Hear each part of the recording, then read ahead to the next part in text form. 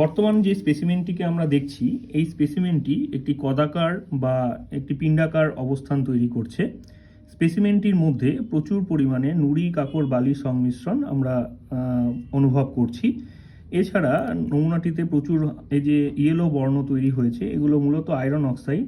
শুধু যে iron oxide formation থাকবে এমনটাও নয়, বিভিন্ন সময় অ্যালুমিনিয়াম অক্সাইড, বিভিন্ন সময় ফেরিক ম্যাঙ্গানিজ, ফেরোম্যাঙ্গানিজ এগুলো দ্রবণও এখানে সঞ্চয় হতে পারে।